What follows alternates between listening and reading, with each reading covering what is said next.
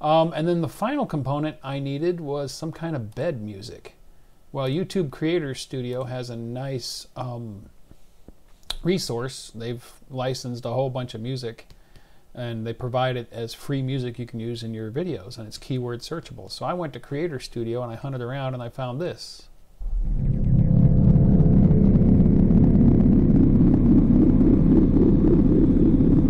Yeah, that'll work.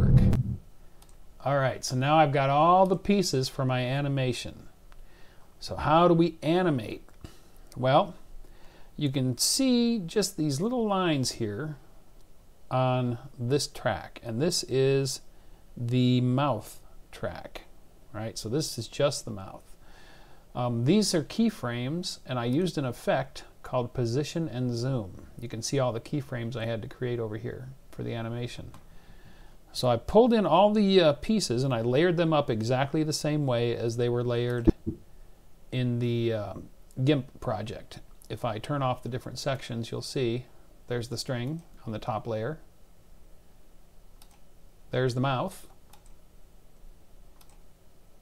That's the main puppet head. And finally, underneath is the teeth, which you can't see disappearing, but believe me, track 2 is the teeth. And track 1 is just a black background. And then down here I have my audio, the scary audio music, and I dropped the vocals in about where I wanted him to talk. So now I've got to make him talk. Well, how do we do that? All right, so what I did was I had to go through the video frame by frame at the point where he's speaking. So here's where he's going to start talking. That's the he from me saying hello, right? So what I did was, at the point where I wanted his mouth to start moving, I created a keyframe. Okay, and that's a keyframe where everything is lined up, his mouth is closed. And then I moved to the point where the he, the top of the hello is, and his mouth should be fully open, which is right there, and you can see that the mouth has now opened. I moved it down and I wrote down these numbers. I got it where I wanted it to be, right? Because you can move things in this effect. So I could have his mouth drop all the way down there if I wanted to. But I didn't. I figured out about where I wanted it to be, which was, oh, I got the wrong number there. I think that's 33, 23. Was where I settled on it. Okay, so that's his mouth fully open when he's speaking. Hello, hello. And then I sat here and I paid attention to my jaw. Hello. It's a 2-syllable word. It's going to drop twice. So I'm on the top of the huh, and now I've got to close his mouth because he goes, hello. You see the mouth comes down? So that I followed the audio to that silence right there.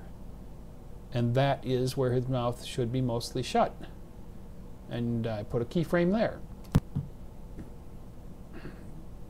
0 and 0. So there the mouth is back in the position it should be. And then I just walked through the video, paying attention to the vocalizations and creating keyframes for each place that I wanted the jaw to move up and down and how far I wanted it to move. And it just took a little time. I put a fade up from black at the beginning. You can see the fade line here.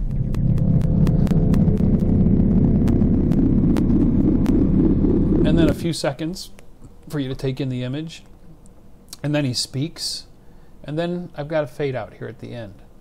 So that's how I animated the puppet mouth for this little video clip that I put up on her Facebook page. So let's look at the final clip, shall we?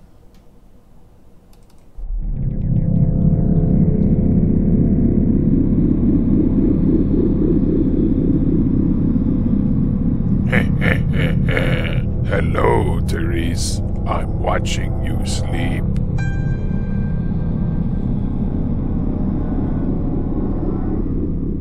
Just a bit to give him a little smile at the end. So that was the final product. And yeah, it was effective.